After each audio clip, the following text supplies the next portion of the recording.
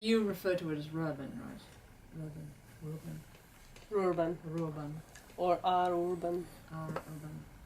Urban. Rurban. Urban, the same. Right. Let's start. Okay.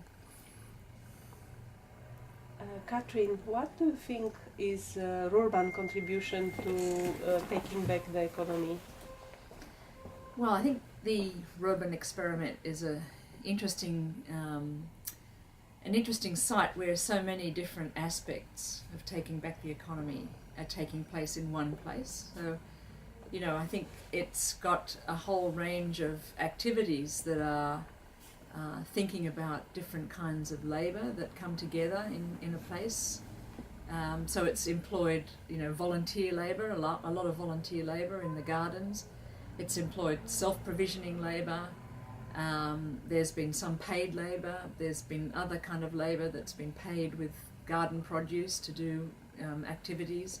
So it's a kind of an example of a microcosm of an economy that's drawing on kind of diverse forms of labour in order to produce a more resilient kind of economy and environment.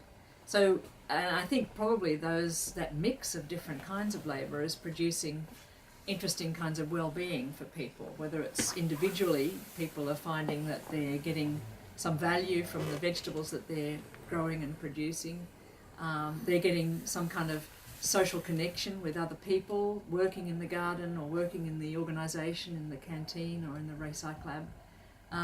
They're getting occupational kind of stimulation, doing interesting purposeful work, learning new skills.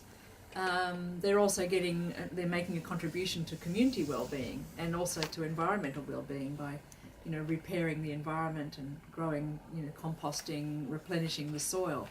So in that sense, it's really a place where people are learning to survive in different ways and supporting each other to live in cities, you know, in a different way than just through the usual way of having a mainstream job. And of course it's not replacing that totally, but it's showing how in one place you could start to build a different kind of integrated form of working that's drawing on different kinds of practices.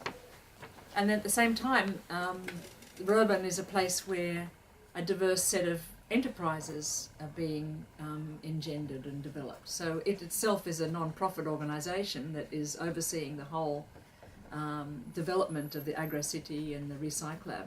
But within that, there's small social enterprises that are starting, small forms of self-employment or sole proprietorship. So, you know, there's the composting business, there's the canteen that runs like a collective association, there's the training of the composters, there's these small woodworking or the bicycle making and reshaping business. So it's a hub then for a different kind of businesses that are producing new kind of wealth and distributing the surplus, perhaps just to survival, but perhaps also back to the organisation. And of course, it's a place where a lot of people are working to provide surplus food, either as workers in their own gardens or in the collective garden that is then circulating through the community that's working in the agro-city. So there's ways in which I think it's modelling the kind of diversity of enterprise forms that can work together to create a different kind of dependence or interdependence that's not having to work in a capitalist enterprise only and that jobs are only tied into that kind of business. Here we're getting people doing purposeful work of a range of different kinds of jobs in different kinds of businesses. And then I think it's also it's promoting lots of different kinds of encounters. Some of them are market transactions, some of them are like community-supported agriculture with people coming and distributing vegetables once a week through the agro-city. Forms of reciprocity, people are transacting with each other, labouring in each other's gardens and so on. There's a whole lot of gifting going on. So it's again showing how transactions don't have to be only market or monetised. They can be integrated in a variety of different ways where you're encountering other people and interacting with them in a face-to-face way, taking account of where they're at, what kind of work they've done, honouring that work. And of course there's all sorts of transactions with nature that are happening there, with animal husbandry, with replenishing of the soil, growing vegetables and so on, and trying to repair the environment as agriculture and animal growing and so on is taking place. And I guess the most important thing that the Rurban project is doing is starting to common urban space. It's taking back space, moving it out of privatised property and saying we can work with this access to this space and use it in ways that are going to produce benefit that will flow to the people working there but flow beyond to the whole community. We're taking responsibility for this place to try and repair the environment and build a different kind of economy. And of course that's also one of its vulnerabilities, because as we've seen, the access to that space is being denied now by a municipality that wants to claim property rights rather than allow people to have access to this site. And I think that then feeds into the last aspect that I can see of it taking back the economy, where it's drawing on a whole range of investments, forms of finance in a way, both government finance through the EU, the finance of donations and gift giving, the kind of sweat equity that people have put into that space to try and build a different kind of urbanism for a future. And it's a form of investment that needs to be supported by governments, and unfortunately at the moment, that's up for question whether it is going to be supported. But in a way, it's a microcosm of all the different ways that I can see we could start to take back the economy to make it work for people and for the planet, with a kind of ethical dimension and negotiation put centre stage, rather than assuming that economies kind of work by some mechanistic kind of relations between supply and demand, and in which our relationship is kind of evacuated. The social relationship of the economy is gone. In fact, Katherine, you are interested in community development, and from this point of view, what do you think about urban capacity to contribute in the community construction of reconstruction in an era when the individualism and the consumerism develop more and more, and how urban could contribute in the development of the local democracy and maybe in the management of commons resource in urban space? Yeah. Yes, well, I mean, the space of Rurban is a kind of an experimental site. It's a place where people are being invited to act kind of not as individuals, but as part of a social collectivity.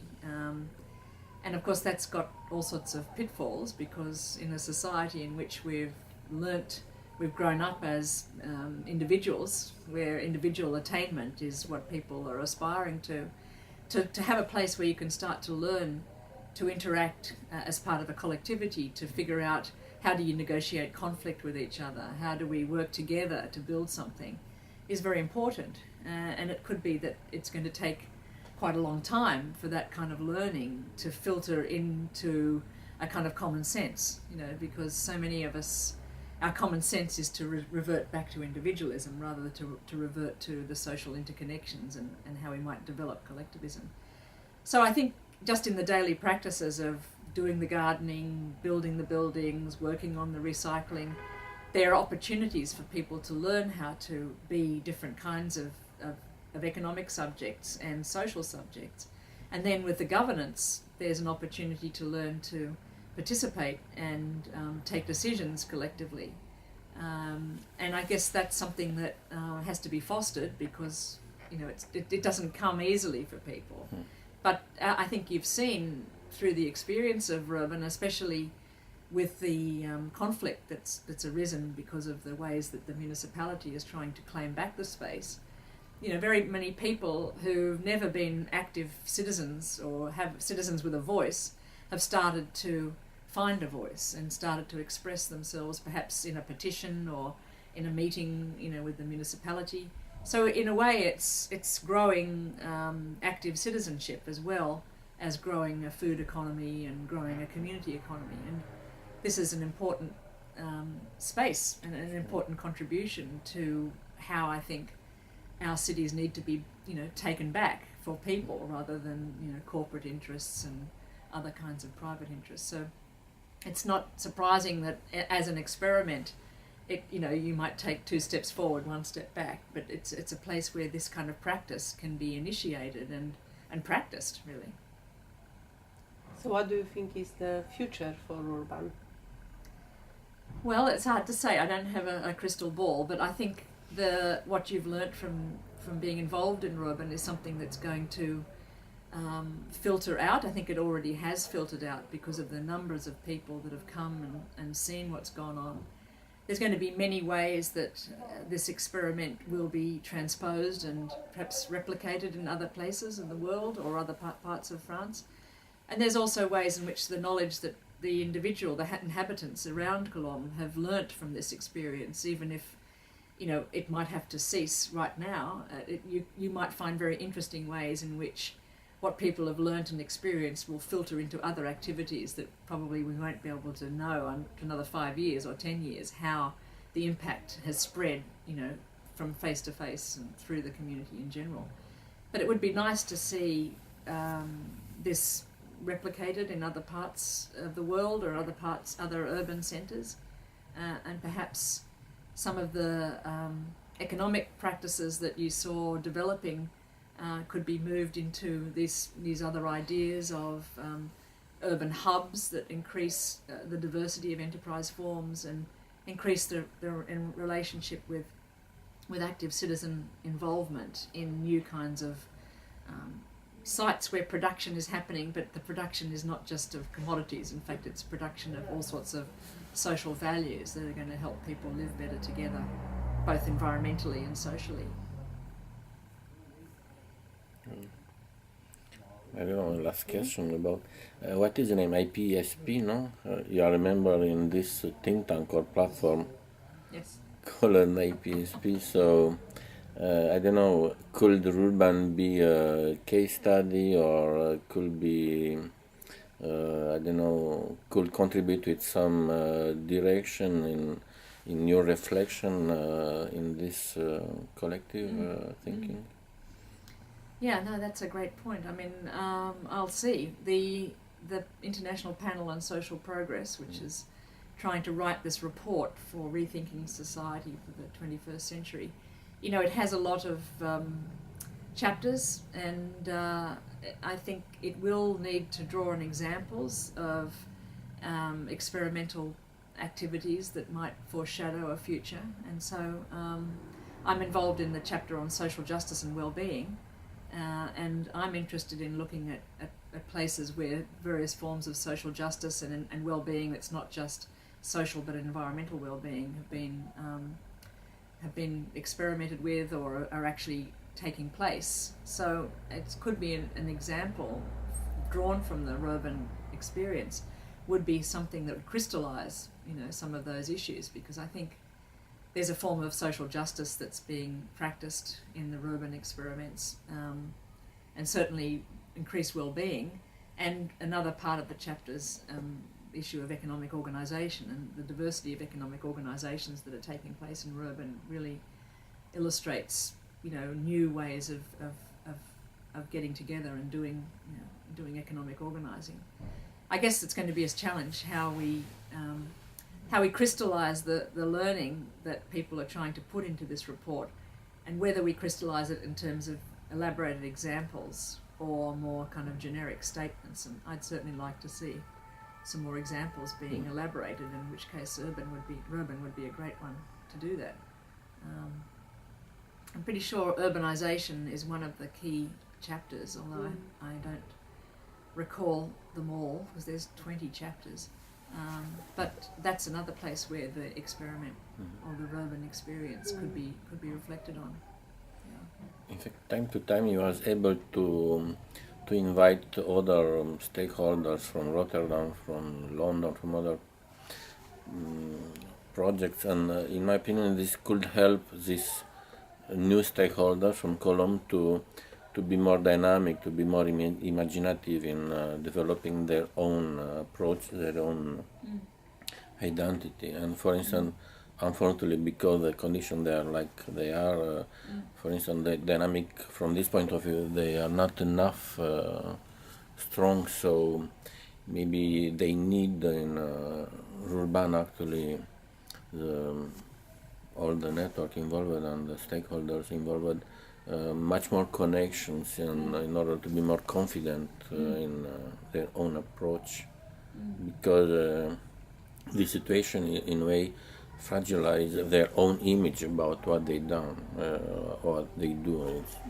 It's good, it's bad, it's good for the area, it's bad for the area, it's good for the future. So maybe it's our weakness to don't be able to put enough energy. And not, sometimes it's too high level researcher we come to speak, sometimes it's very similar on small case. I know. I mean, I think the idea of, in the Philippines they call it travel learning, the idea of actually visiting other places for community members is incredibly important, to go and see similar, similar kind of organisations in other places, and see how to kind of showcase what they're doing, but also reflect on the similarities, and trying to build those kind of transversal connections between people at the grassroots level is really important. Of course, it's very costly as well, and we tend to use, digital technology to do that. But I think, I know from the projects I've been involved in, which have been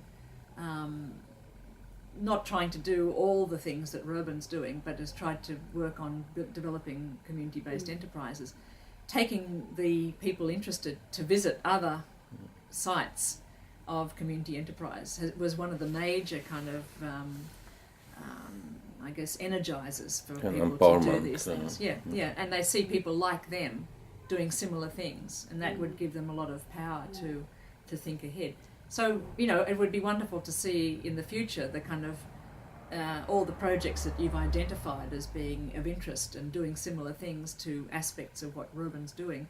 Being able to move people around to actually see these projects and learn from them, and then bring that energy back into each site to kind of renew and get another sense of the possibility. Not only, at the moment it's more, say, academic researchers or other practitioners who have had the privilege of moving around and seeing these things, but the opportunity for people who've never been involved in these projects to actually travel and see, I think would be wonderful. It'd be a great, thing to get some funds to try and help do.